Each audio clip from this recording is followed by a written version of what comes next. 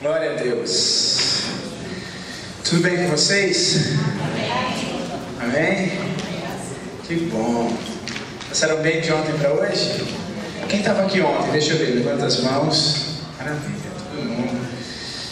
Isso é ótimo. Então vamos continuar. Vamos só dar uma repassada no que a gente viu ontem. Ontem eu falei sobre a cultura, né?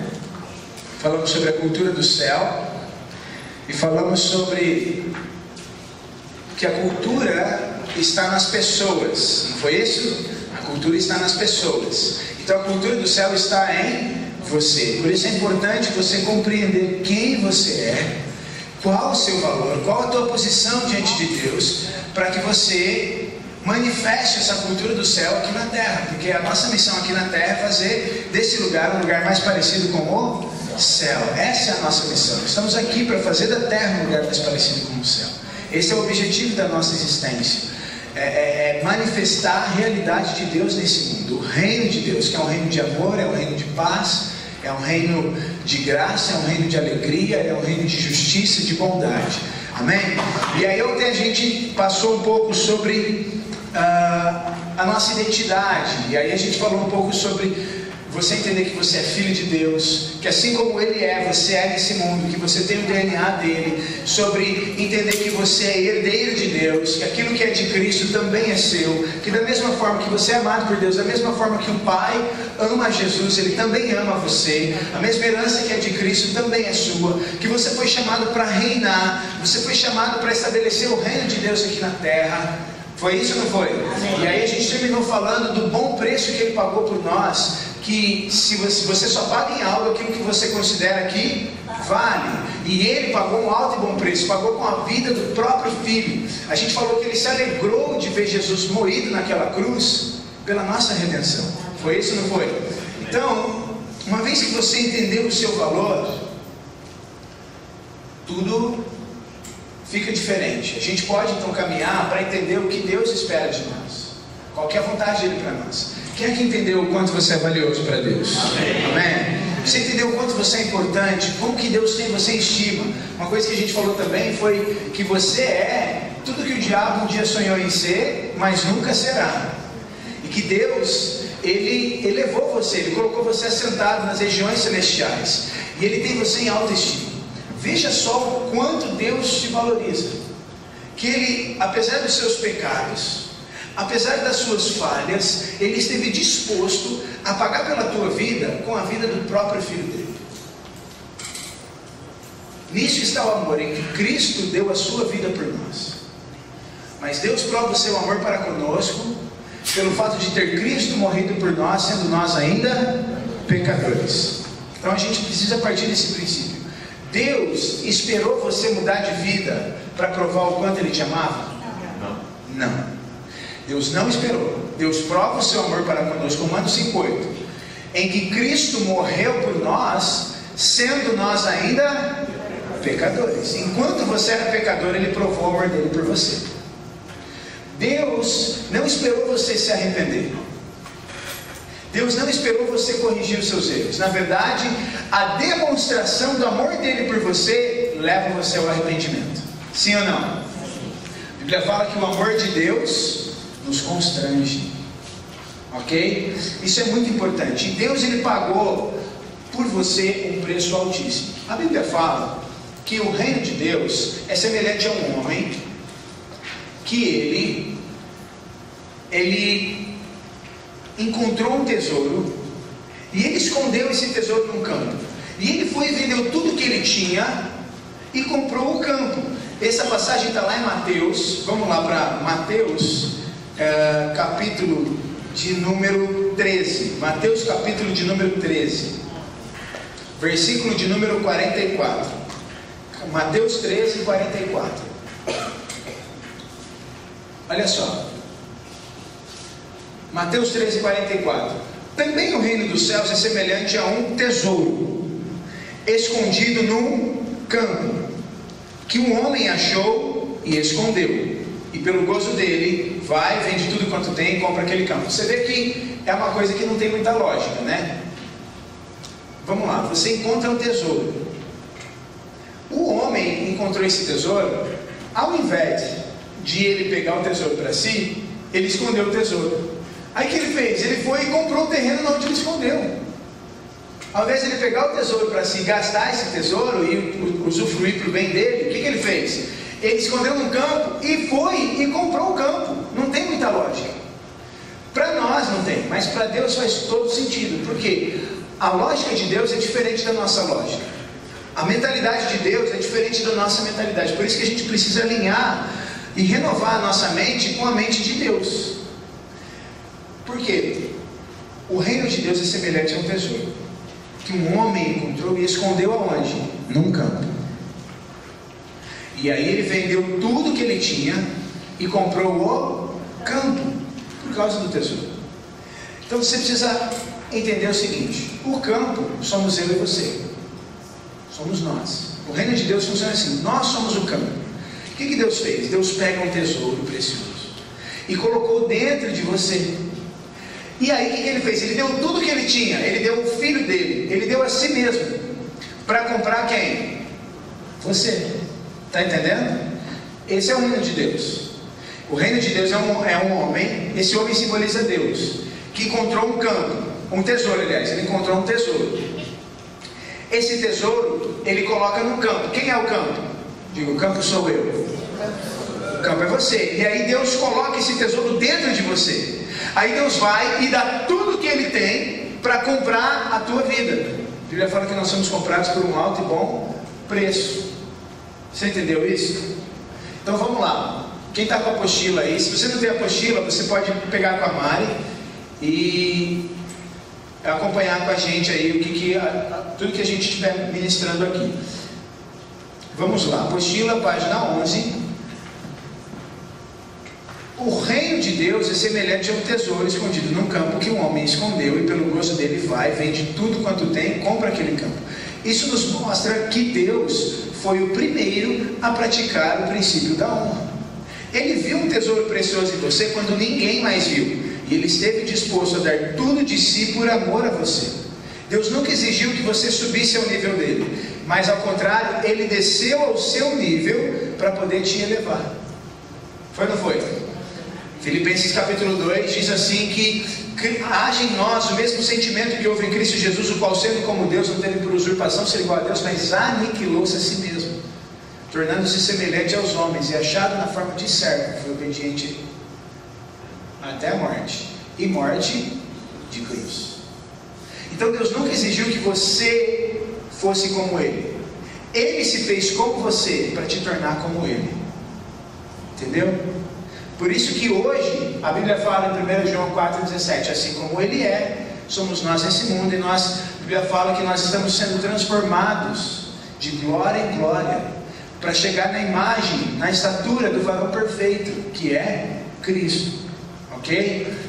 O princípio da honra trata justamente disso, de você não tratar a pessoa de acordo com o que você vê aparentemente nela, mas você tratá-la de acordo com o tesouro que existe nela, de acordo com o valor que ela tem. Esse é o princípio da honra. Ok? Então o que acontece? Deus foi o primeiro a praticar, Ele que inventou essa ideia de honra, Ele que inventou a ideia de graça, de amor e de honrar. Isso veio do coração dele. E Deus foi o primeiro. Quer ver como Deus te honrou? Você era um pecador. Aí Deus vai e dá tudo que Ele tem para comprar a tua vida. Além disso, além dele pagar pela tua vida, Ele te transforma e Ele te coloca sentado nos lugares celestiais. Ele perdoa todos os seus pecados. Ele te dá poder, Ele te dá autoridade, Ele te abençoa com todas as bênçãos espirituais nas regiões celestiais. Isso é honra ou não é? Você fez alguma coisa para merecer isso? Não. Então a gente entende que o princípio da honra não se baseia no mérito. Ele se baseia no amor e na graça. Por isso que eu falei que são as três palavras: amor, graça e honra. Você não honra alguém só porque ela merece. Você honra alguém porque ela tem valor, porque a pessoa tem valor. Porque existe um tesouro colocado por Deus em cada pessoa, porque isso é o reino de Deus. um tesouro, que foi escondido por um homem, ou seja, Deus, dentro de um campo. Quem é esse campo? Somos nós. Aparentemente você olha para o campo, e o campo está cheio de entulho, que foi isso que Satanás tentou fazer com você, jogar entulho, ele tentou jogar lixo, ele tentou jogar muitas coisas, e danificar esse campo. Aí o que Deus fez? Mesmo assim, Deus foi e deu tudo que ele tinha, por causa do tesouro que existia em você, porque Deus viu em você algo valioso quando ninguém mais viu. Deus viu em você algo precioso quando ninguém mais viu. Enquanto Satanás estava trabalhando dia e noite para roubar, matar e destruir a sua vida, Deus entregou a si mesmo, entregou o seu próprio filho para conquistar novamente a tua vida, para valorizar você de acordo com o valor que você realmente tem. E ontem a gente falou sobre isso, que cada vez que você se diminui, você está machucando o coração de Deus, porque você está dizendo que o sacrifício dele não foi suficiente. Lembra que a gente falou da obra de arte? Que Deus é o Van Gogh, que Deus é o artista, e Cristo é o modelo, e você é uma obra de arte. Da mesma forma é cada pessoa. Assim como você é tão valioso para Deus, a pessoa que está do seu lado aí é muito valiosa. Dá uma olhada aí para a pessoa. Essa pessoa tem muito valor. Ok? Deus não nos tratou segundo os nossos erros e falhas. Ele nos trata como? Segundo o amor dele, segundo a sua misericórdia. Se alguém que tem a apostila aí, pode ler para mim, por favor, Salmo 103, o versículo 10 a 12. Uma pessoa que tem a apostila, por favor, pode ler para mim? Salmo 103, o versículo 10 ao 12. Não nos tratou segundo os nossos pecados, nem nos recompensou segundo as nossas iniquidades. Pausa, rapidinho, por favor. Lembra que eu fiz o exemplo ontem do filho rebelde e do filho amado, do filho legítimo, que era Cristo? O que acontece? Ele não nos tratou segundo os nossos pecados, nem nos recompensou segundo as nossas iniquidades. Foi o contrário, porque nós merecíamos ser castigados, nós merecíamos ser punidos, nós merecíamos viver a morte eterna, nós merecíamos ir para o inferno. Mas ele não nos tratou assim. Continua lendo, por favor. O que ele fez? Pois assim como o céu está elevado acima da terra, assim é grande a sua misericórdia para com os que o temem. Assim como está longe do Oriente e do Ocidente, assim afasta de nós as nossas transgressões. O que Deus faz? Deus olha para você, você pode estar cheio de pecado. Aí Deus faz o quê? Ele separa você dos teus pecados. E Ele não olha para você segundo os teus pecados. Ele olha para você segundo o teu valor, segundo o tesouro especial que Ele mesmo colocou dentro de você, que Ele mesmo depositou e escondeu aí dentro. É assim que Ele faz. E tudo que Ele deseja é o seguinte: assim como eu vos fiz, façam também.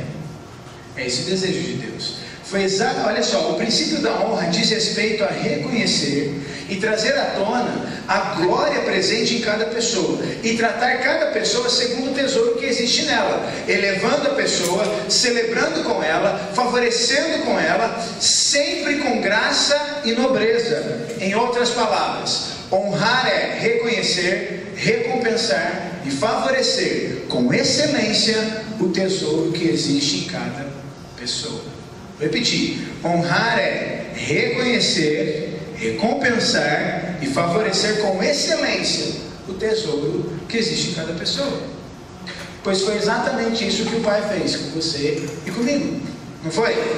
Ele é, Salmo 103, 3 a 5, Ele é o que perdoa todas as tuas iniquidades, que sara todas as tuas enfermidades, que redime a tua vida da perdição, que te coroa de benignidade e de misericórdia, que farta a tua boca de bens, de sorte que a tua mocidade se renova como a águia. Olha só, Ele não somente perdoa você, mas Ele faz o quê? Ele cura as tuas enfermidades. Porque a honra, ela está assim, ela vai além do que a pessoa merece. Essa é a questão da honra. A gente está acostumado a tratar com nobreza ou com excelência, a tratar bem pessoas que merecem ser bem tratadas, pessoas que nós julgamos no nosso julgamento humano que merecem um bom tratamento. É isso que a gente faz. Mas olha como Deus faz. Ele pega uma pessoa que é pecadora, uma pessoa que não ama, que não deseja Ele, que não quer, e Ele se sacrifica por essa pessoa. Foi isso que Ele fez na cruz. Quando nós ainda éramos pecadores, Ele provou o seu amor por nós, enviando Cristo. E aí Ele pega essa pessoa que era pecadora, além de Ele perdoar os pecados dessa pessoa, Ele ainda cura todas as enfermidades dessa pessoa. A pessoa já não merecia o perdão, muito menos a cura, muito menos qualquer outra coisa. Mas Deus vai lá, perdoa. Aí Ele faz o quê? Ele cura todas as enfermidades. Além de Ele curar todas as enfermidades, Ele redime a vida da pessoa da perdição. Além disso, Ele coroa a pessoa de benignidade e de misericórdia. E além disso, Ele enche a pessoa de bens. E além disso, Ele faz com que a mocidade, com que a juventude da pessoa seja renovada. Uma pessoa que não merece nada, uma pessoa que merece ir para o inferno, uma pessoa que merece pagar pelos erros que ela cometeu, uma pessoa que é considerada culpada diante de Deus. Quem está me entendendo? Amém. Olha só, página 12. O maior modelo da cultura de honra foi quem? Jesus. Porque Ele esvaziou-se de si mesmo e assumiu a nossa forma. Ele não exigiu que nós fôssemos como Ele, mas ao contrário, Ele se fez como nós, e Ele mesmo nos elevou e nos fez assentar nos lugares celestiais. Assim como Ele fez e ainda faz, porque Ele continua fazendo, Ele é o mesmo ontem, hoje e eternamente, amém? Assim como Ele fez conosco, nós devemos fazer uns com os outros. O que Jesus disse? Alguém pode ler para mim? João 13,15. João 13,15. Olha as palavras de Jesus. Alguém pode ler, por favor? Disse Jesus: porque eu vos dei o exemplo, para que como eu vos fiz, façais vós também. Você lê o próximo, tá bom? Olha só o que Jesus disse: porque eu vos dei o exemplo, para que o quê? Como eu fiz a vocês, façais vós também. Lê aí para mim o próximo, Filipenses 2,5, por favor. De sorte que haja em vós o mesmo sentimento que houve também em Cristo Jesus. Vamos lá. Isso aqui faz a coisa ficar muito mais séria do que ela realmente parece. Por quê? Do que a gente enxerga. Porque olha só, Jesus falou assim: assim como eu fiz com vocês, como eu dei o exemplo para vocês, vocês devem fazer com os outros. E deve haver no coração de vocês o mesmo sentimento que houve no meu coração. Isso é cristianismo. Porque o que é cristianismo? O cristianismo é ser como Cristo. A palavra cristão significa Cristo menor. É isso que significa ser cristão. Então, quando eu digo que eu sou cristão, eu digo o seguinte: eu sigo as pegadas, eu sigo os passos, eu sigo o exemplo de Cristo. O que houve no coração de Jesus existe no meu coração. Assim como Ele fez, eu faço também. Isso é ser cristão. Amém? E eu cheguei à conclusão que cristianismo é 100% relacionamento. 100%. Que Cristo, Ele veio para não somente... Vou mudar a frase. Cristo veio para restaurar os nossos relacionamentos e as nossas conexões. Com Deus, em primeiro lugar. Segundo, com os homens. O pecado, irmãos, presta atenção aqui, ó. Vamos voltar lá em Gênesis. O jardim do Éden. O homem e a mulher, Adão e Eva. Você começa primeiro só com Adão. Deus cria todas as coisas e Deus cria o homem, correto? Então o homem tinha um relacionamento perfeito com Deus. O homem vivia no jardim, tinha os animais, ele tinha tudo ali, ele tinha Deus. Mas ele era o único ser humano, Adão era o único ser humano que existia. Quando Deus cria Adão, e Deus está se relacionando com Adão, Deus diz assim: não é bom que o homem esteja... Isso me fez pensar, o homem não estava só, porque o homem tinha quem? Deus. Qual que é a melhor companhia que você pode ter? Deus. Qual que é o melhor amigo que você pode ter? Deus. Mas o próprio Deus vira e fala assim: não é bom. Eu preciso fazer mais um ser humano. Porque só um ser humano sozinho não é suficiente. Precisa haver outro ser humano. Por isso que Deus cria a mulher, que é um ser humano completamente diferente do homem. Porque a perfeição de Deus está justamente nisso, no relacionamento do homem com Deus e dos homens entre si. Está entendendo? É impossível você dizer que você está bem com Deus se você não está bem com alguém. Por quê? Se andarmos na luz como Ele na luz está, temos o quê? Comunhão uns com os outros. Olha só, veja aí, 1 João, capítulo 1, versículo de número 7. Se andarmos na luz como Ele na luz está, temos o quê? Comunhão uns com os outros. E o sangue de Jesus Cristo, seu Filho, nos purifica de todo pecado. Está entendendo isso? O que revela se você está na luz ou não? A maneira como você se relaciona com os seus irmãos. O que revela se você está na luz ou não, não é o tanto de horas que você ora por dia, não é o tanto de capítulos da Bíblia que você lê, não é o quanto você evangeliza, não é o quanto você vem à igreja. Tudo isso faz parte do processo, tudo isso faz parte da vida cristã, mas não adianta você ter tudo isso se você não tiver essa palavra-chave aqui: comunhão uns com os outros. Porque é isso que revela. Se você está na luz, você tem comunhão. Em outras palavras, não tem como dizer que está na luz se não tem comunhão. Olha só, 1 João 2, de 9 a 11. Aquele que diz que está na luz. Quem aqui está na luz? Levanta a mão se você está na luz. Amém. Então você acabou de me dizer que você está na luz. Então o texto está falando sobre você e sobre mim, ok? Aquele que diz que está na luz e odeia o seu irmão, está onde? Em trevas. Aquele que ama o seu irmão está onde? Na luz. E nele não há escândalo. Mas aquele que odeia o seu irmão está em trevas e anda em trevas e não sabe para onde levar ir, porque as trevas lhe cegaram os. Então vamos lá. O que eu sinto pelo meu irmão revela se eu estou na luz ou se eu estou nas trevas. Porque se eu amo o meu irmão, eu estou na luz, é sinal que eu estou na luz. Se eu odeio o meu irmão, é sinal que eu estou em trevas. Então o que eu sinto revela onde eu estou. Correto? Vocês estão entendendo aí? Nobreza. A Bíblia fala que nós fomos chamados para reinar com Cristo. Se você foi chamado para reinar, se você é um sacerdócio real, você é uma pessoa que faz parte da realeza. Se você faz parte da realeza, você é uma pessoa nobre, ok? Porque nós somos sacerdócio real. Se você é sacerdócio real, você é parte da realeza. Se você é parte da realeza, você é nobre. E o que é nobreza? Um dos atributos principais da nobreza é você saber cultivar, preservar e proteger os seus relacionamentos. Está entendendo? Quando o pecado, vamos pegar de novo, a gente estava lá em Gênesis, aí Deus cria outro ser humano.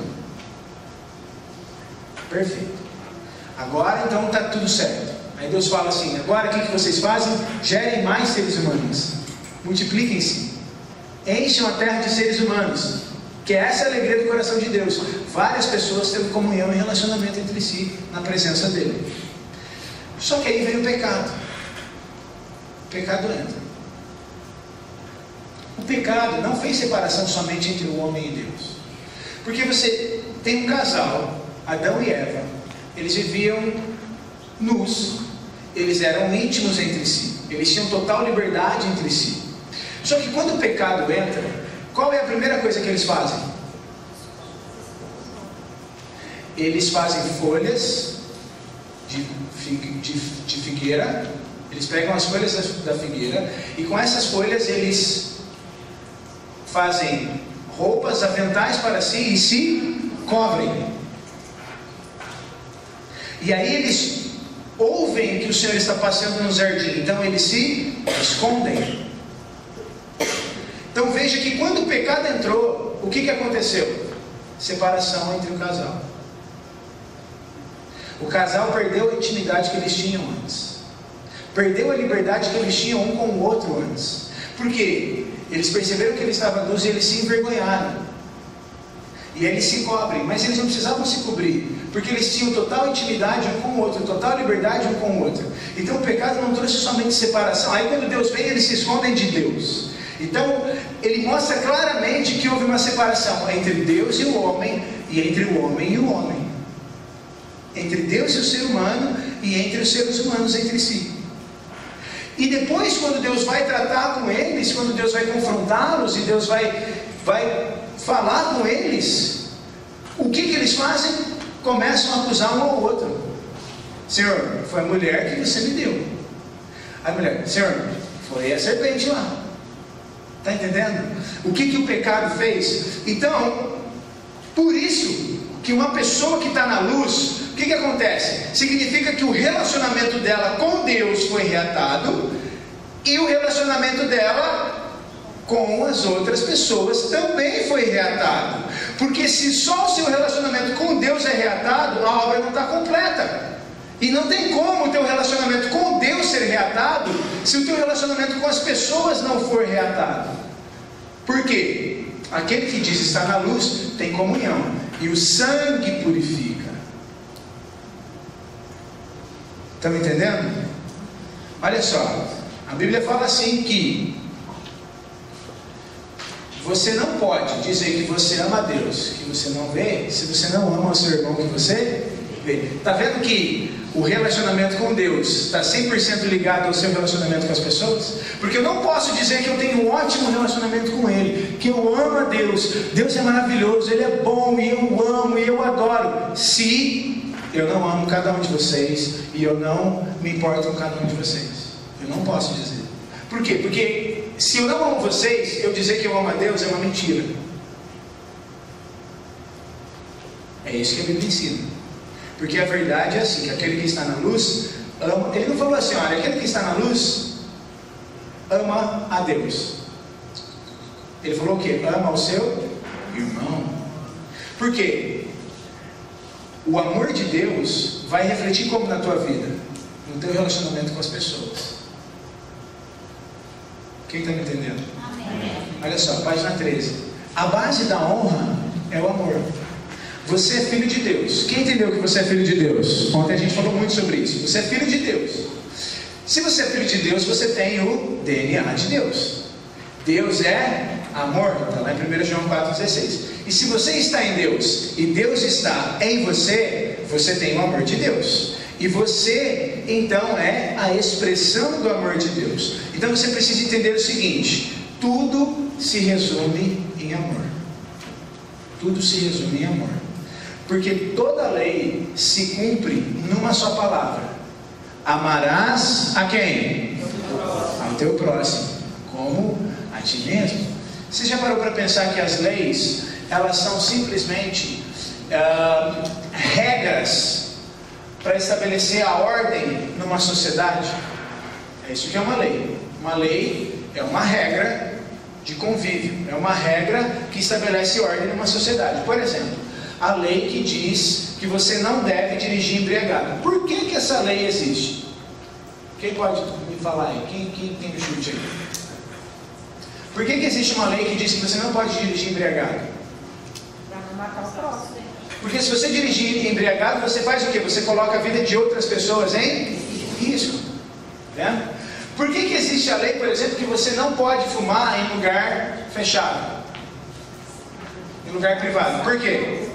Porque você está prejudicando ao próximo. Está vendo? Por que, por exemplo, existe uma lei que diz que você não pode passar no sinal vermelho? Por quê? Porque quando você ultrapassa o sinal vermelho, você está colocando vidas em risco. Correto? Sim ou não? Sim. E assim é qualquer lei. Se você for aprofundar, por isso que, irmãos, a Bíblia é maravilhosa. É o melhor livro que você pode conhecer na vida. Ela fala sobre tudo.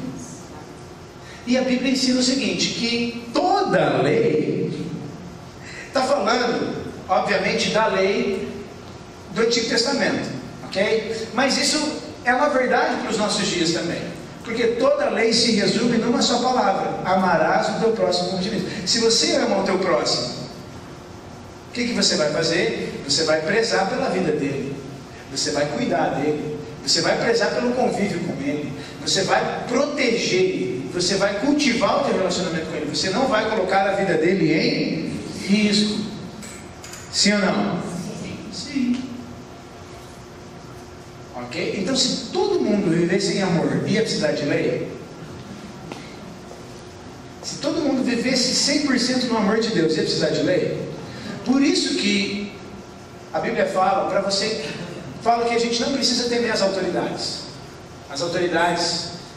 militares, por exemplo. Você não precisa temer. Por quê? Porque se você vive em amor, você não comete crime. Entendeu? Então, se você vive em amor, você não precisa temer. Por quê? A autoridade existe justamente por causa de quem? Dos rebeldes. Sim ou não? Sim. Por isso que no céu, irmãos, qual que foi a ideia de Deus? Deus projetou uma sociedade que não precisasse mais de lei. Deus projetou uma sociedade onde não existe mais lei. Qual que é a lei do céu hoje? Amarás o teu próximo como ti mesmo. Essa é a lei.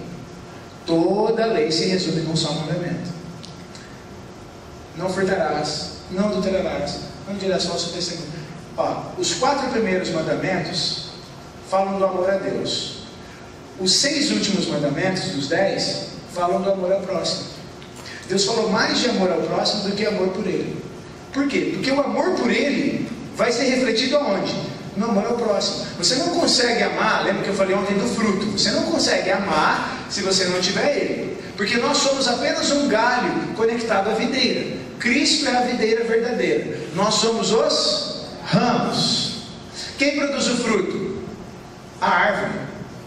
Só que o fruto é produzido naturalmente pela árvore. Só que o fruto aparece aonde?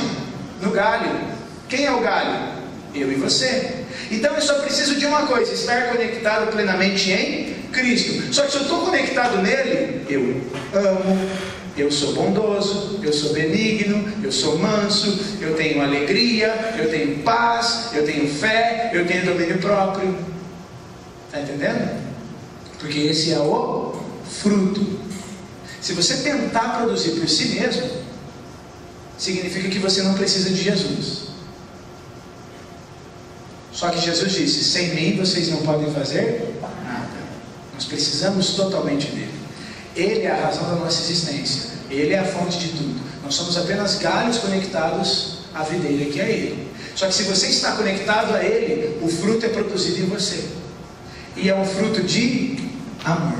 O reino de Deus é justiça, paz e alegria. O Espírito Santo, quando ele entra em você, ele produz o fruto do Espírito. Porque para ele é inevitável. O Espírito Santo não consegue deixar de amar. O Espírito Santo não consegue deixar de ser bom. Ele não consegue. Ele é sempre bom. Ele sempre ama. E se ele está em você, então o que flui de você? Amor. E essa foi a ideia de Deus. Ele conquistar filhos. Ele comprou para si uma igreja, uma noiva, filhos amados. E a ideia dele é que exista uma sociedade onde não exista mais lei, onde a única lei que exista tenha 4 letras: A-M-O-R, amor. Esse é o projeto de Deus. Por isso que a Bíblia fala assim, que aquele que vive pela lei caiu da graça.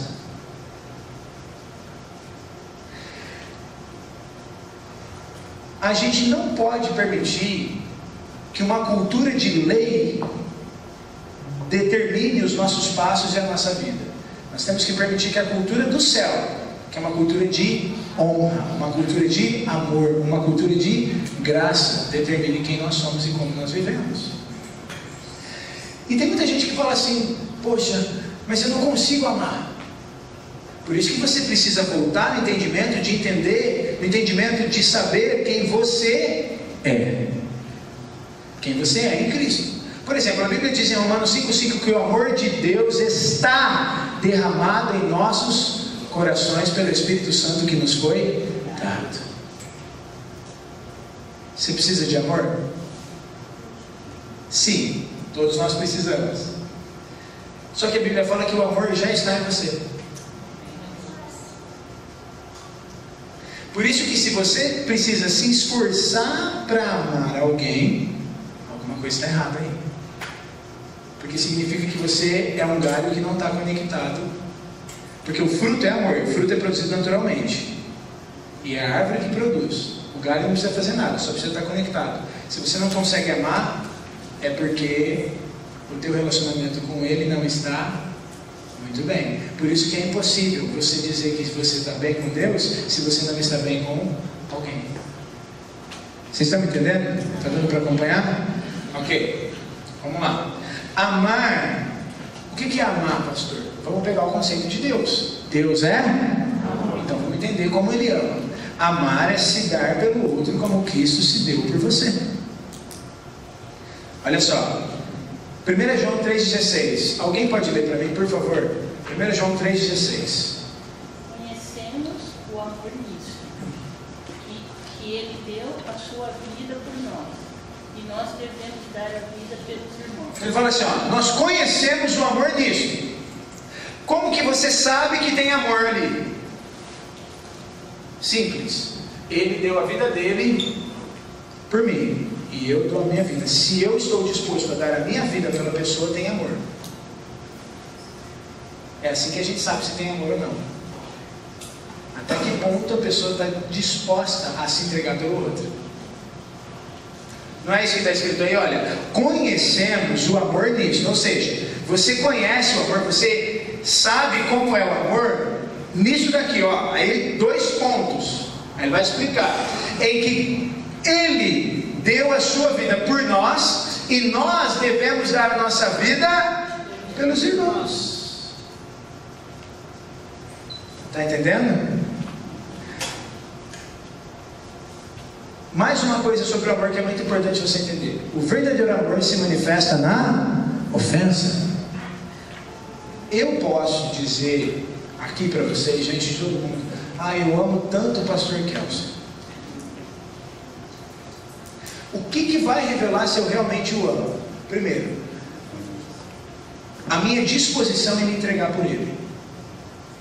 Que é isso que ele está falando. Cristo deu a sua vida por nós, nós devemos dar a nossa vida pelos irmãos. Nós somos irmãos em Cristo. A minha disposição em me entregar por Ele, e me dar por Ele, revela se tem amor. Segunda coisa, Deus prova o seu amor para conosco em que Cristo morreu por nós, sendo nós ainda... Então, vamos lá. A Bíblia fala que quando você era pecador, quando você era inimigo de Deus, quando você estava afastado de Deus, Cristo veio e provou o amor dele por você. Então significa que o amor não se trata somente de eu estar disposto a entregar-me pelo meu irmão, mas mais do que isso, é estar disposto a me entregar por ele, mesmo quando ele me ofende, quando ele me prejudica, quando ele não faz as coisas de acordo com os meus princípios, quando ele não vive da forma que eu quero que ele viva. Porque quando você não vivia da forma que Deus queria que você vivesse, Ele se entregou por você. E isso é a prova do amor de Deus. E nisso nós conhecemos o amor, que assim como Ele se deu, como que Ele se deu? Quando você não queria saber dele, quando você negou Ele, quando você era rebelde, quando você era inimigo dele, Ele se deu por você. Então o amor está nisso, em que eu esteja disposto a me dar pelo meu irmão, mesmo quando ele me ofende. Então, se algum dia o pastor Kelson fizer algo que fere os meus princípios, a minha reação, a minha resposta a isso vai revelar se eu amo ou não. Porque a minha resposta tem que ser como? Em amor. Eu estou disposto a me sacrificar por ele, mesmo ele tendo feito isso contra mim, mesmo ele não vivendo da maneira como eu gostaria que ele vivesse, mesmo ele não fazendo as coisas que eu quero que ele faça. Quem está entendendo? A maneira como você reage e trata uma pessoa quando ela te ofende, trai, decepciona ou faz algo que fere os seus princípios, revela o quanto você realmente ama essa pessoa. Olha só, 1 Coríntios 13. Ainda que eu fale a língua dos homens, ainda que eu fale a língua dos anjos, ainda que eu tenha uma fé capaz de transportar os montes, ainda que eu conheça todos os mistérios e toda a ciência, se eu não tiver amor. Só que aí ele continua lá embaixo e fala assim no texto: ainda que eu reparta todos os meus bens e distribua aos pobres. Porque tem gente que acha assim, ele faz muita caridade, é tão cheio de amor. Ainda que eu entregue o meu corpo para ser queimado em favor de alguém, se eu não tiver amor, de nada me valerá. Está entendendo? Que não se trata de ações, mas se trata daquilo que está dentro do teu coração. As ações devem ser simplesmente um reflexo daquilo que já está dentro de você. Porque não é religião, é amor, é diferente. O amor tudo sofre, o amor tudo espera, o amor tudo crê, o amor tudo suporta, o amor jamais acaba. Havendo línguas, cessarão, havendo profecia, passarão, mas o amor jamais acaba. Não existe essa ideia de falar assim, ai, não amo mais, então nunca amo. Porque a Bíblia diz assim, que aquele que odeia o seu irmão até agora está em trevas. O que significa até agora? Nunca esteve na luz. Está entendendo? Amar é assim, olha, é como Cantares. Há amor mais forte do que a morte. As muitas águas não podem apagar.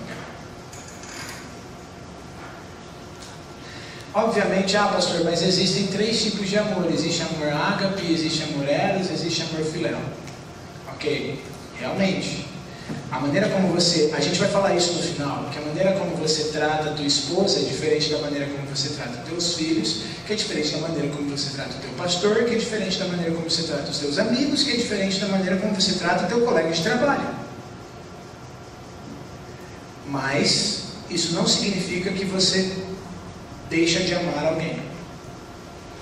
Porque você estar em Cristo é ter a habilidade, a capacidade de amar todos incondicionalmente.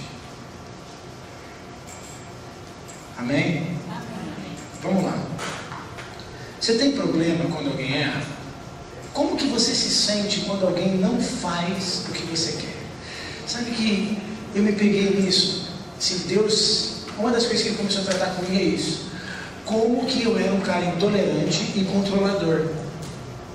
Se a pessoa não agia da forma como eu queria, eu ficava irritado, eu ficava estressado. Como que eu era egoísta, como que eu era orgulhoso, autossuficiente. Irmãos, realmente eu identifiquei que eu era podre por dentro. Eu era servo de Deus, mas podre por dentro.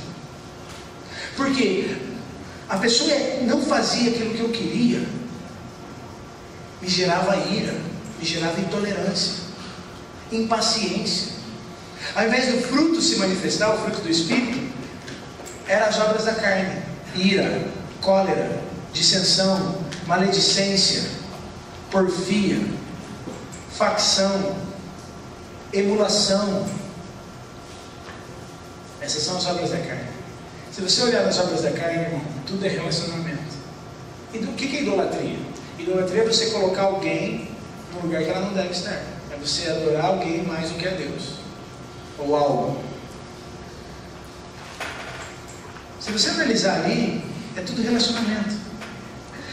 Como que você reage quando alguém não faz o que você quer? Sabe que a gente é tão egoísta que a gente tem a mania e a tendência de querer controlar as pessoas? Irmãos, Cristo morreu para nos proporcionar um ambiente de total liberdade, onde cada um possa ser completamente livre. Onde o Espírito do Senhor está, ali há liberdade.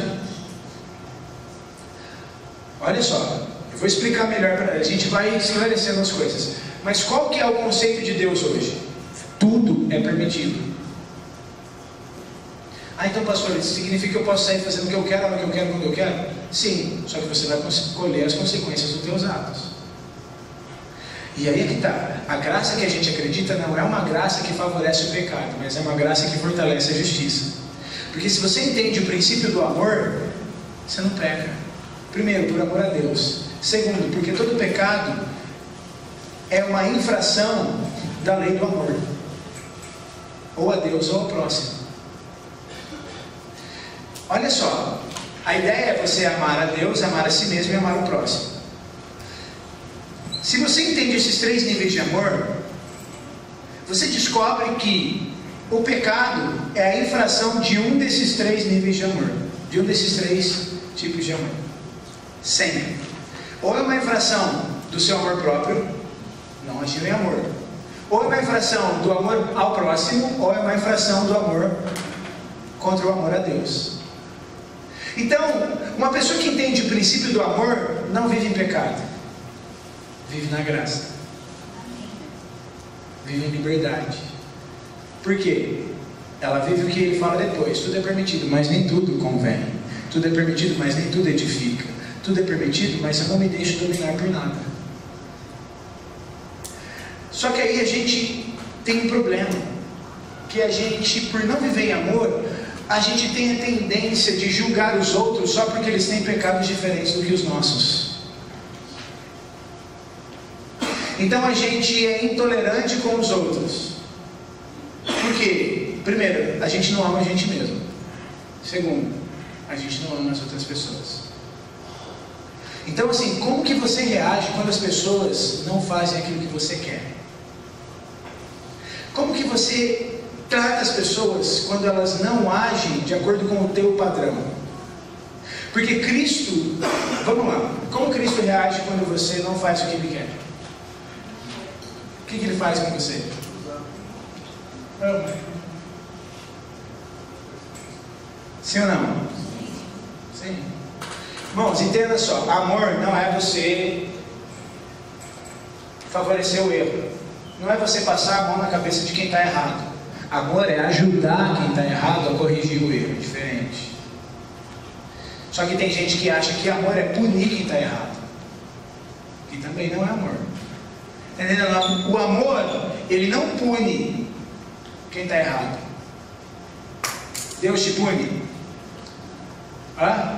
Bom, não existe Deus castiga. Quem foi castigado? Cristo. Para que você pudesse ter o quê? Paz. Deus, Ele faz o quê? Ele corrige, Ele disciplina. É diferente. Diferente. Deus corrige a quem ama, ao filho a quem ama. O que é corrigir? O que é correção? Vamos pensar na correção. Você faz uma prova, ok? Você tem 10 questões na prova. Você tirou 7 na prova. Cada questão vale 1 ponto. Você tirou 7 na prova. Significa que você errou quantas questões? 3. O que é corrigir? Quando o professor vai corrigir a prova, o que ele faz? Nas questões certas ele dá 1, certo? Nas questões erradas ele coloca 1 X. Então ele mostra aonde você o quê? Errou. E qual que é a função do professor? Te ensinar o que é certo. Isso é correção. Correção é fazer o seguinte: mostrar onde está o erro e mostrar a solução e ajudar para que ele saia do erro e venha para o correto. Isso é correção. Não é isso que Deus faz? Ele nos convence do pecado, aí da justiça, ou seja, aí Ele nos mostra o que é certo e do juízo, e aí Ele nos dá a habilidade de fazermos a justiça. É isso que Ele faz. Sim ou não? Agora, o inimigo ele vem, ele te condena, ele te joga culpa em você e ele te deixa envergonhado. A tristeza de Deus opera o arrependimento. Nossa, que coisa, eu devia ter feito isso. Tá, aí o arrependimento entra. Você ficou triste porque você errou, aí entra o arrependimento. Tá, como que eu preciso fazer então para acertar? você levanta e corrige. O exemplo disso é a história do filho pródigo. Estava cuidando de porcos. Aí ele caiu em si e falou: pera, tudo que eu fiz, não, está errado. Aí ele levanta e volta para casa. Isso é arrependimento. Levantar, não, vamos mudar a atitude. Só que aí que está. A gente não entende o princípio do amor de Deus e da graça por nós mesmos. E aí a gente quer então jogar um fardo sobre as outras pessoas. Porque a gente aprendeu a cultivar um senso de justiça tão equivocado que a gente acha que assim, tudo tem que ser igual para todo mundo.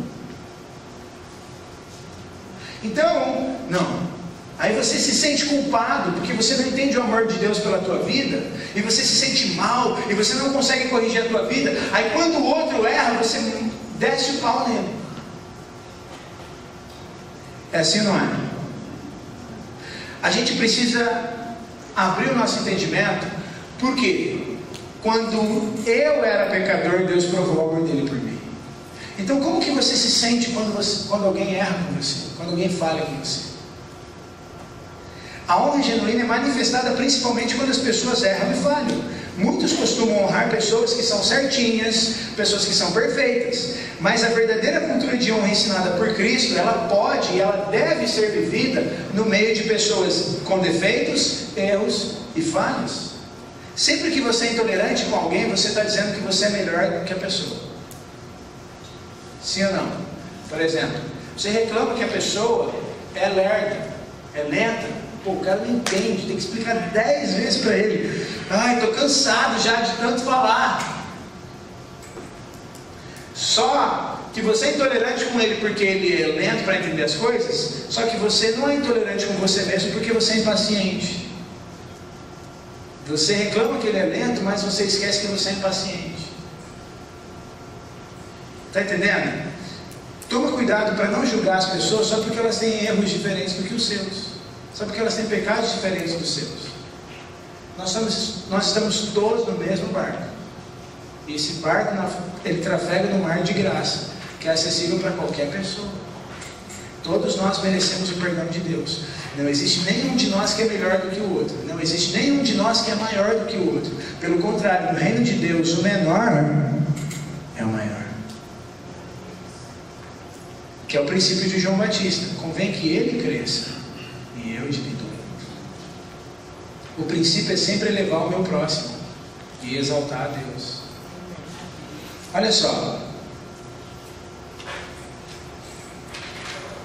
Quem vive numa cultura de honra sempre emana graça e amor. O teste da honra acontece quando as pessoas, principalmente as pessoas que você mais estima, te desapontam, decepcionam ou erram com você. Honrar é reconhecer, recompensar e favorecer com excelência as pessoas pelo tesouro que existe dentro delas, independentemente dos seus defeitos e falhas. A maneira como você trata uma pessoa revela como você vê a pessoa.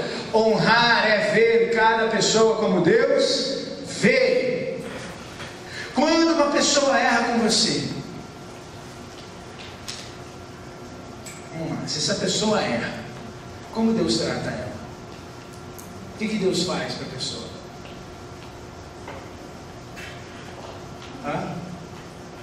Deus ama, Deus ajuda. É a parábola do bom samaritano. Você tem um sacerdote que passou de largo, você tem um levita que também passou de longe, aí você tem um samaritano que viu o cara ali, pega e ajuda. A graça de Deus, ela faz esse tipo de coisa. Ela pega aquele que está errado e ajuda ele. Fala: não, cara, vamos lá, vou te ajudar, vou te mostrar o caminho certo, vem aqui. O que você acha que você vai ter mais resultado?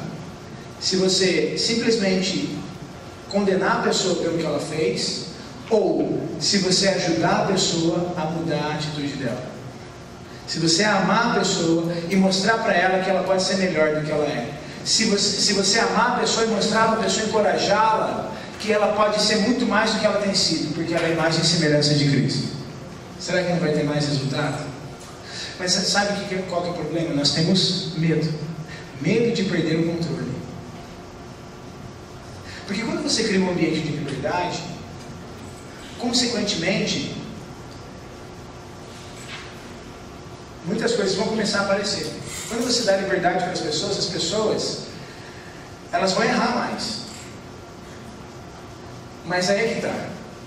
A ideia é criar um ambiente de segurança tal, onde a pessoa não se sinta mal, onde a pessoa não se sinta mal quando ela errar, mas ela tenha total segurança de poder compartilhar a dificuldade dela, sabendo que ela vai ser ajudada para melhorar.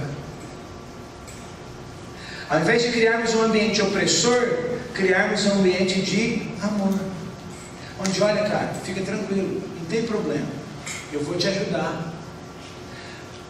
Sabe qual que é um dos versículos menos praticados nas igrejas de modo geral? Tiago capítulo 5. Confessai as vossas culpas uns aos outros e orai uns pelos outros. Por que a gente tem medo de se confessar? Porque a gente tem medo da reação que a pessoa vai ter. Você confessa facilmente para Deus. Você chega diante dele, oh Deus, eu fiz isso, me perdoa. Por que você tem coragem de falar isso para Deus, mas não tem coragem de falar para alguém? Porque nós criamos uma sociedade onde a gente oprime aquele que erra, ao invés de ajudar. Você sabe que se você confessar para Deus, confessai os vossos pecados, e Ele é fiel e justo para perdoar os vossos pecados e vos purificar de toda injustiça. Então você sabe que se você confessar para Ele, se abrir com Deus em oração e falar com Ele, você vai receber perdão, você vai ser fortalecido e você vai ter forças para mudar a tua atitude. Mas você sabe que se você confessar para alguém, você vai ser mal visto diante das pessoas, vai virar um falatório santo e você vai perder o cargo que você tem. É ou não é? Nós criamos essa sociedade, irmãos, isso é em todo lugar.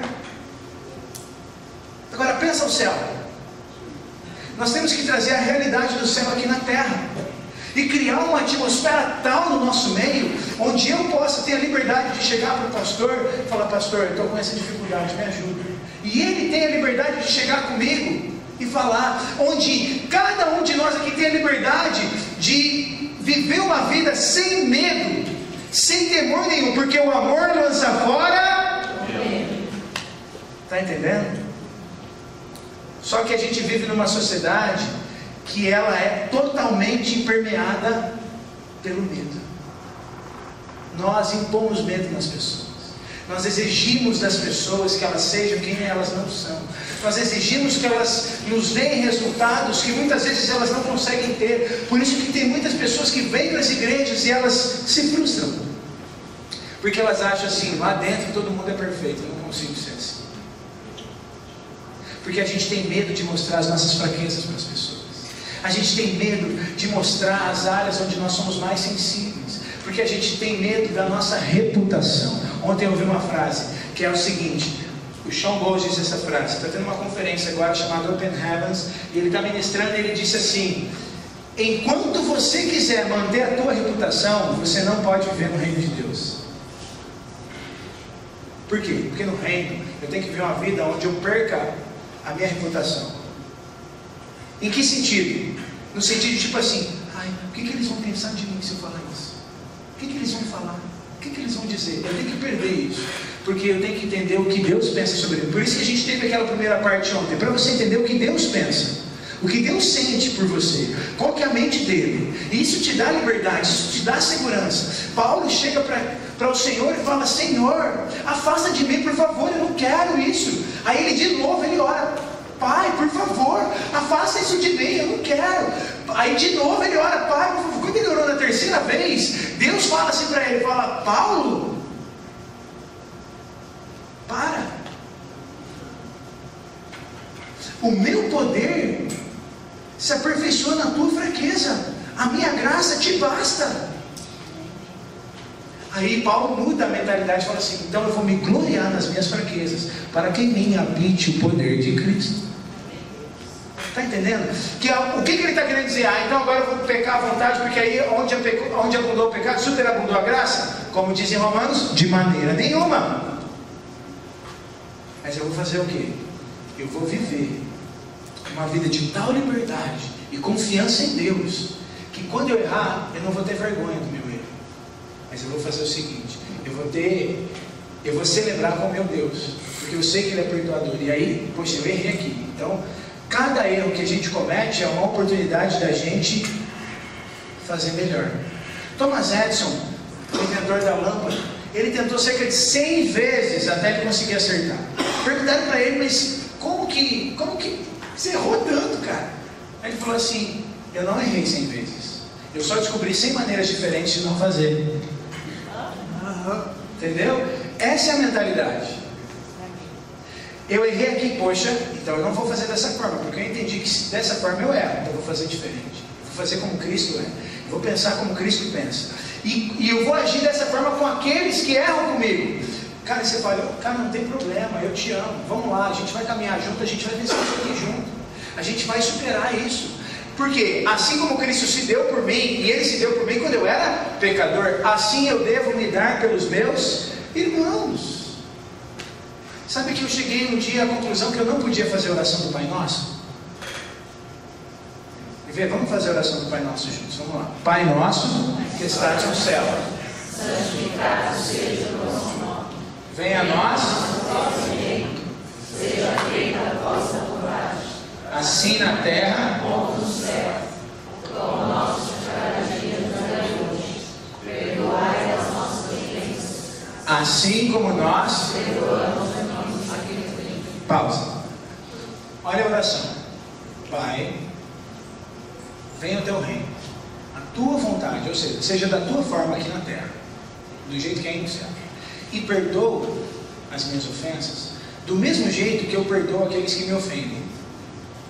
Em outras palavras, Senhor, quando eu errar com você, me trata do mesmo jeito que eu trato as pessoas que erram comigo. Aí você está orando.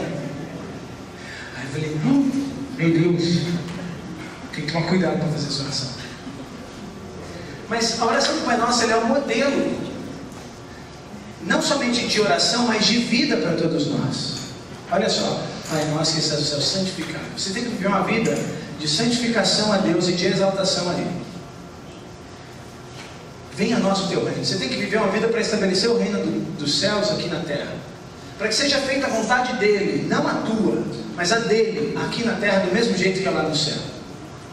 Você tem que crer que Ele é aquele que supre as suas necessidades. O pão nosso de cada dia nos dá hoje. E você tem que agir com as pessoas da mesma forma que Ele age com você. Está entendendo? Por quê? Olha o que Ele ensina. Pai, me trata da mesma forma que eu trato as pessoas que erram comigo. Será que a gente pode fazer essa oração? A minha oração é para que no final desse dia, todos nós aqui possamos fazer essa oração, todos os dias da nossa vida, de forma assim, que eu não tenha problema nenhum em chegar para Deus, o dia que eu errar e falar, Deus, me perdoa, o Senhor sabe como eu tenho tratado cada pessoa que tem errado comigo, faz assim comigo também. Imagina a gente viver uma vida assim. Sabe o que é esse tipo de vida? Liberdade. Você vive livre, porque você não tem fardo, você não carrega. Irmãos, não perdoar é você tomar o veneno e esperar que o outro morra. Não perdoar é fazer mal para si mesmo. Quando você não perdoa, você não está amando a si mesmo e nem o seu próximo, e nem a Deus. Por que você não está amando a si mesmo? Porque quando você não perdoa, Deus não te perdoa.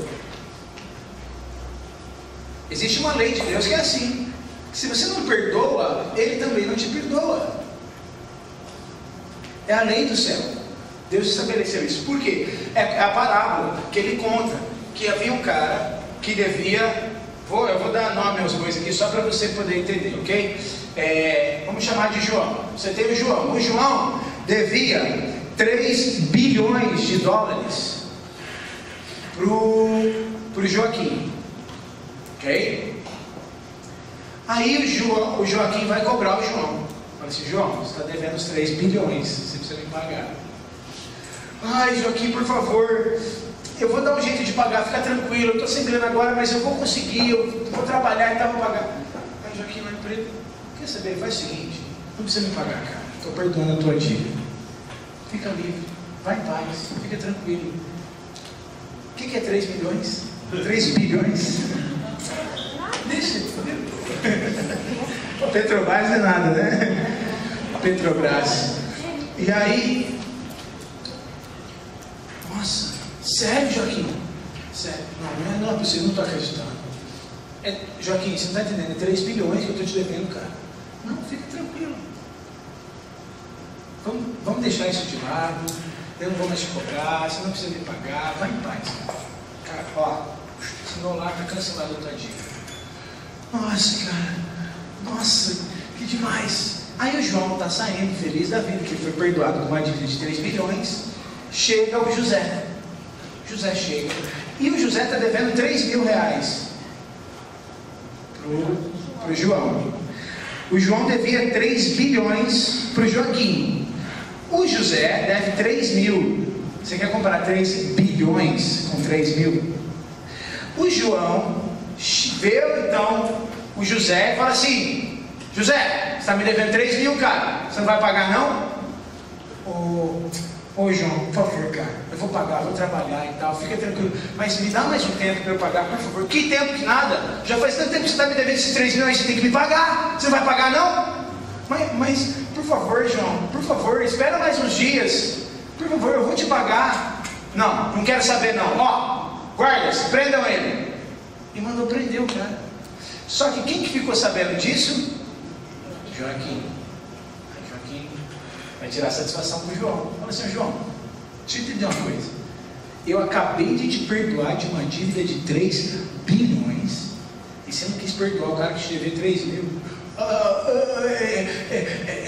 Sabe o que é? Não tem mais. Guardas. E aí diz que ele é lançado nas trevas exteriores. Diz que ele é lançado para os atormentadores. O que Jesus estava falando ali? Essa é a realidade nossa. Deus, você foi perdoado, Deus te perdoou de uma dívida de 3 bilhões. Qualquer dívida que qualquer pessoa tenha contra você, qualquer problema, qualquer ofensa que qualquer pessoa faça para você, não se compara com a dívida da qual você foi perdoada por Deus. Então você não perdoar é injustiça. A justiça não é o cara te pedir perdão, não é o cara corrigir o erro dele. A justiça é você não perdoar a injustiça. A injustiça é quando você não perdoa. Porque a gente requer o perdão num senso assim, de que a justiça seja feita. Ele precisa pagar. Porque ele fez isso, me machucou, me magoou. Ui, agora eu estou dói, eu não consigo perdoar. A injustiça não é ele corrigir o ato dele para com você. A injustiça é você não liberar perdão sobre ele, visto o tamanho perdão que você recebeu de Deus. Por isso que o princípio da honra, ele passa por cima, ele é esmagador na questão da ofensa, na questão dos problemas de relacionamento. Por quê? O princípio da honra se baseia na graça e no amor. É você elevar a pessoa quando ela não merece. É você reconhecer que existe um tesouro. Você não vai tratar a pessoa pelas ações, pelos atos dela. Porque a gente trata as pessoas de acordo com o que elas fazem. Já percebeu que a gente põe nomes baseado nas ações das pessoas? Uma pessoa que fuma é um fumante. Uma pessoa que adultera é adúltero. Uma pessoa que mente é mentiroso. Então a gente cria rótulos para as pessoas de acordo com as ações delas, quando a gente deveria chamar à existência o tesouro que existe nelas, a glória que existe nelas. Porque, irmão, se alguém ofendeu a você, é porque a pessoa simplesmente não estava agindo conforme a real identidade que Deus tem para ela. Então qual que é a tua missão? Entender que ela não está agindo de acordo com a identidade dela em Cristo e ajudar ela para que ela entenda quem ela é em Cristo, que ela é melhor do que aquilo, e não oprimir mais ainda a pessoa. Cada vez que eu ofendo alguém, eu não estou agindo conforme Cristo, não estou agindo como um filho de Deus, porque a Bíblia diz que eu sou nesse mundo assim como Ele é. Então cada vez que eu machuco alguém, que eu prejudico alguém de alguma forma, eu não agi conforme a identidade, conforme o tesouro que Deus colocou em mim. Eu agi conforme o inimigo queria que eu agisse. Então cada vez que alguém te ofende, é porque essa pessoa simplesmente não está entendendo quem ela é em Cristo. E qual é a tua missão? honrar essa pessoa e amá-la de tal forma, porque o amor constrange, que ela fique constrangida e os olhos dela sejam abertos e ela entenda: cara, o que eu fiz? Eu posso ser melhor do que isso. Olha essa pessoa, visto o que eu fiz para ela, ele está fazendo isso por mim, mas eu não merecia isso que ele está fazendo por mim. Já pensou se a gente fizesse para os outros o que Deus faz por nós? Seria diferente ou não? Sim ou não? Sim. Irmãos, honrar é valorizar o tesouro e elevar a pessoa. Viver uma cultura de honra é você ver como Deus vê. Lembra que eu falei que a pessoa que está do seu lado tem tanto valor quanto você? Você entendeu como Deus vê você? Você entendeu como Deus olha para você? Você entendeu o quanto Ele te ama? Honrar, viver a cultura de honra é você olhar para a pessoa como se ela fosse Cristo. Você olhar para a pessoa é a imagem e semelhança de Deus.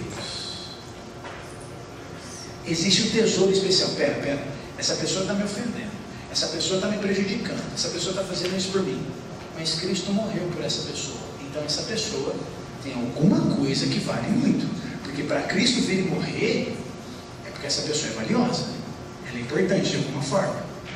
Então eu vou tentar identificar esse tesouro e eu vou buscar valorizar ela, assim como Cristo valoriza, porque eu quero viver o padrão de Cristo, não quero viver o padrão do inimigo. O padrão de Cristo é se sacrificar por essa pessoa, é dar a vida por ela, é amar essa pessoa. Então eu vou fazer da mesma forma, eu vou amar, eu vou me entregar por essa pessoa, e eu vou fazer de tudo para que essa pessoa cresça e eu diminua.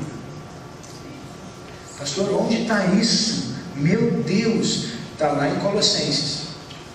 Colossenses capítulo de número... Filipenses capítulo de número 2. Filipenses capítulo de número 2, versículo de número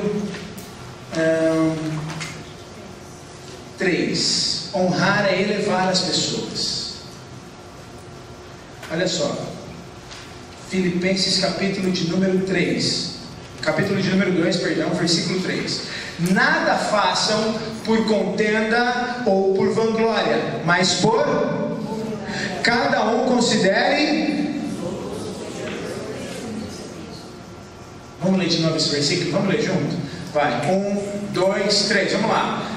Nada façais por contenda ou por vanglória, mas por humildade, cada um considere os outros superiores a si mesmo. Cada um considere os outros superiores a si mesmo. Cada um considere os outros superiores a si mesmo. Você entendeu isso?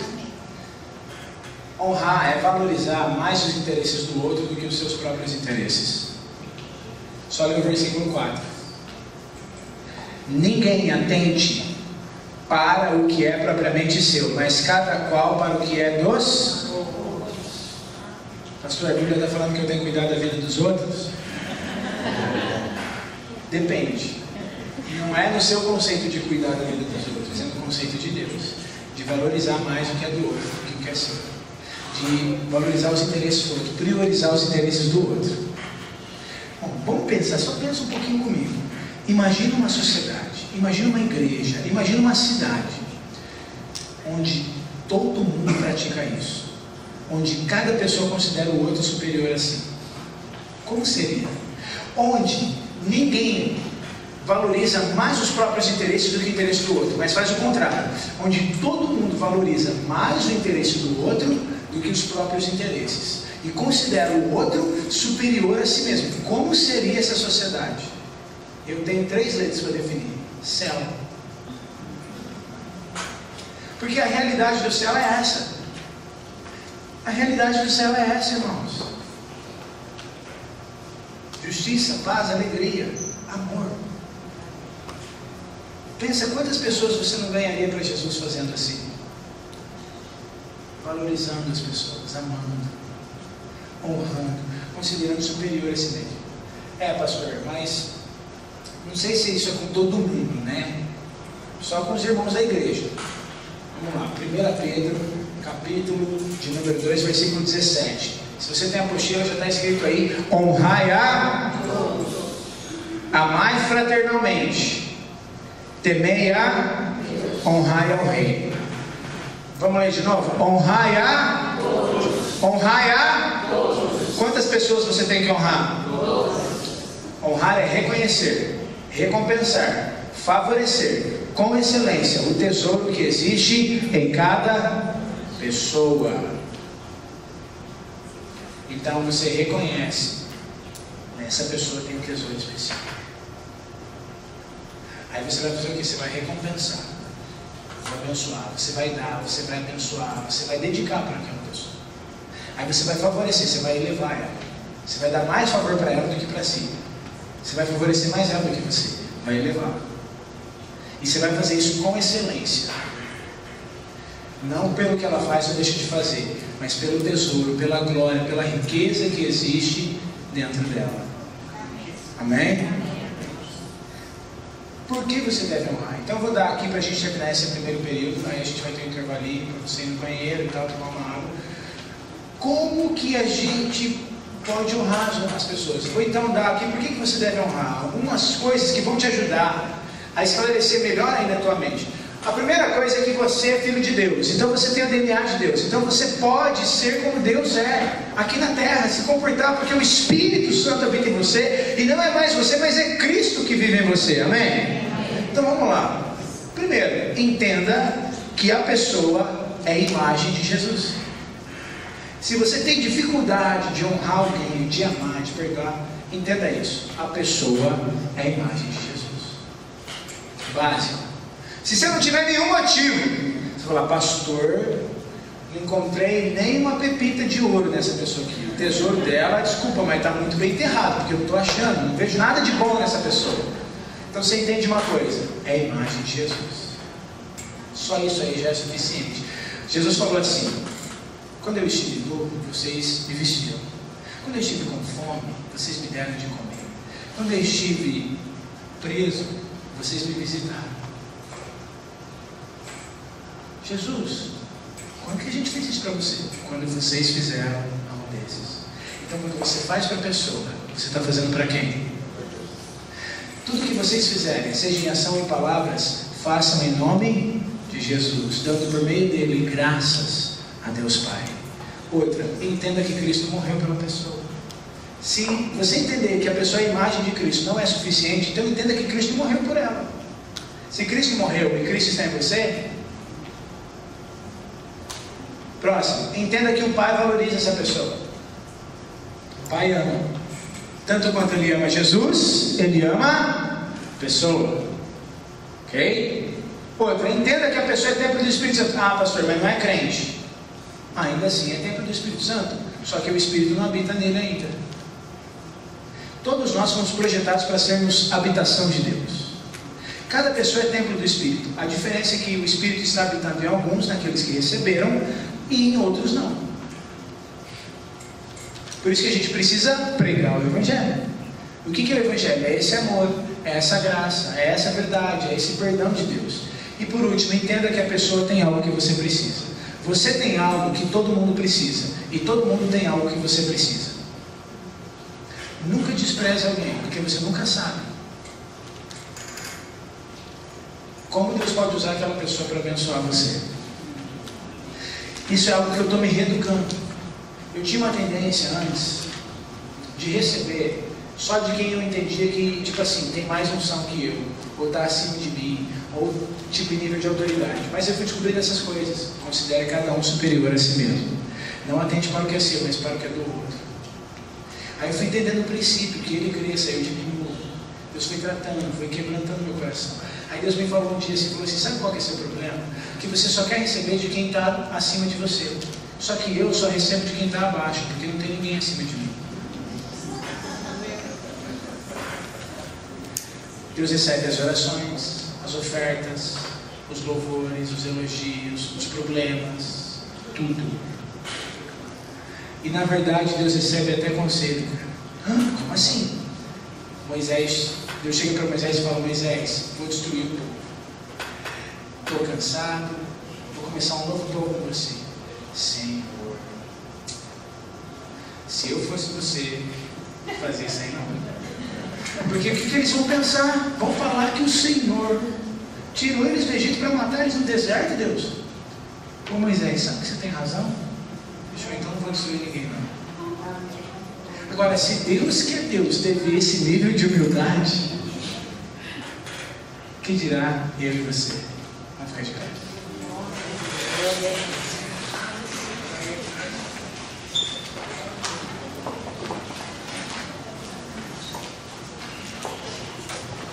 Pai, ensina-nos a viver o Teu amor, a Tua graça, a criar a nossa volta um ambiente de liberdade e segurança para aqueles, ó Deus, que precisam de ajuda, porque nós precisamos de ajuda, e nós estamos todos necessitando e carecendo dessa graça maravilhosa que nos alcança dia após dia. Deus, nos ajuda a vivermos esse amor, ó Deus, essa honra, a elevar cada pessoa, a Senhor valorizar cada pessoa, a Senhor a considerar cada pessoa superior a nós, e amar cada um como o Senhor ama, em nome de Jesus, Pai. Amém. Daqui 15 minutinhos a gente está de volta, tá bom? Para a gente dar continuidade aqui. Então você tem aí 15 minutinhos para você ir no banheiro, tomar uma água, um cafezinho, daqui a pouquinho a gente volta.